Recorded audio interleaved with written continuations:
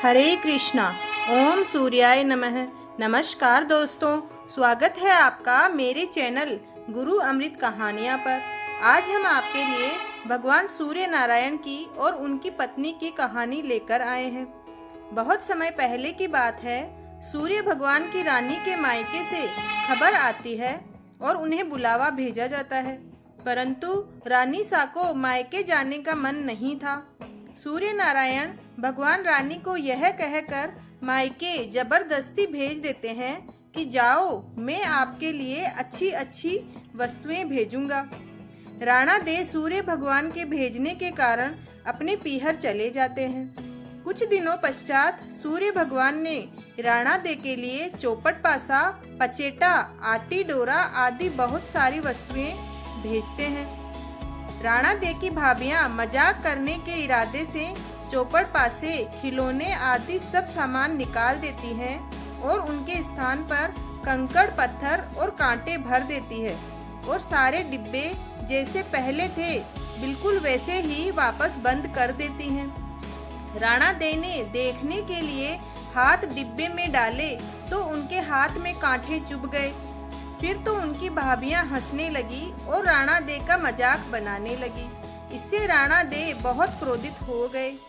कुछ दिनों पश्चात जब सूर्य नारायण राणा दे को लेने पधारे तो राणा दे तो सूर्य भगवान से बातचीत भी नहीं कर रही थी। राणा दे जब ससुराल गए तो वहां पर भी किसी से भी बात नहीं कर रहे थे। सूर्य नारायण ने अपनी माँ से पूछा कि माँ, राणा दे आपसे बातचीत करते हैं क्या? उनकी माताजी ने कहा कि नहीं बेटा, राणा दे जब से पीहर से वापस आई हैं उसके बाद से बात नहीं कर रहे हैं। सूर्य नारायण कहते हैं कि माताजी, आज आप उनको बोलना कि साल में धान की बोरी पड़ी है, साल में से धान निकाले और उनमें से चावल निकाले, लेकिन चावल टूटने नहीं चाहिए, बिल्कुल साबुत रहने चाहिए। अब राणा दे तो रोने लगे। रोते रोते ही वो छत पर चले गए और उन्होंने चिड़ियाओं को बोला। राणा दे ने चिड़िया से कहने लगी कि मैंने कभी तुम्हें चुग्गा डाला होगा, अब तुम इन चावलों को छील दो। ढेर सारी चिड़ियाएं आई और सारे के सारे चावल छील कर उड़ गई। सूर्य नारायण ने फिर पूछा कि माँ, राणा दे आपसे बोले क्या?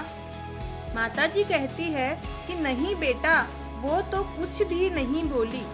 सूर्य नारायण फिर बोलते हैं कि माँ, आज आप इनको कहना कि 108 छेद वाली मटकियां हैं, उनमें पानी भर दे। राणा दे तो फिर से जोर जोर से रोने लगे। वो रो ही रहे थे कि उनको देखकर मेंढकियां आई और उनसे पूछती है कि राणा दे, आप रो क्यों रही हैं? राणा दे ने कहा कि सासू जी ने 108 छेद वाली मटकियों में पानी भरने को कहा है। इन मटकियों में पानी कैसे टिकेगा? तब मेंढकियां बोलती है कि आप चिंता मत करो, हम छेद पर चिपक जाएंगे, फिर आप आसानी से पानी भर देना। फिर क्या था, मेंढकियां तो छेद पर चिपक गई और राणा दे ने पानी के मटके भर दिए। उस दिन भी सायंकाल में सूर्य नारायण माताजी से पूछते हैं कि राणा दे आपसे बोली क्या? उनकी माताजी कहती है, नहीं बेटा, राणा दे ने आज भी हमसे बात नहीं की। सूर्य नारायण कहते हैं कि कल आप उनसे बोलना कि बाग में उनके मासी जी आए हैं जो उनसे मिलने आएंगे, और उनको यह भी बोलना कि जिस तरफ चूरमू बिखरे हुए हैं उधर ही जाए। अगले दिन सूर्य नारायण रास्ते में औरत का रूप बनाकर घूंघट निकाल कर बैठ गए और जब राणा दे उस तरफ आए तो सूर्य नारायण औरत का रूप धरकर ही बैठे बैठे रोने लगे। राणा दे ने कहा, आप क्यों रो रही हैं? कोई मुसीबत आ गई है क्या? तो सूर्य नारायण जो औरत का रूप बनाकर बैठे थे और जोर जोर से रोने लगे और कहने लगे कि मेरे घर में बहुत बड़े संकट आ गया है। अब आगे राणा दे बोले कि मेरे जितनी मुसीबत हो तो क्या करोगे?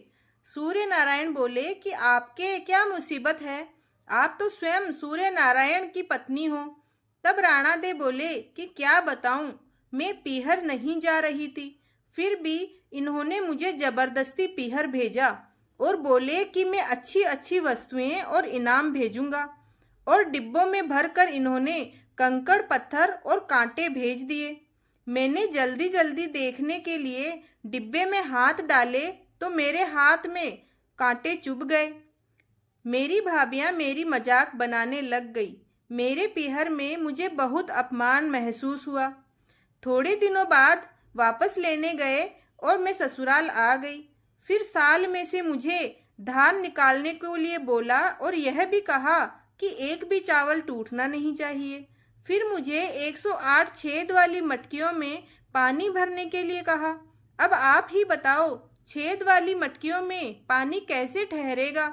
वो तो मेंढकियां मटके के अंदर चिपक गई जो मैंने उनकी मदद से पानी भर दिया। यह कहते कहते ही राणा दे जोर जोर से रोने लगे। फिर सूर्य भगवान ने राणा दे का हाथ पकड़ लिया और अपने असली स्वरूप में आ गए।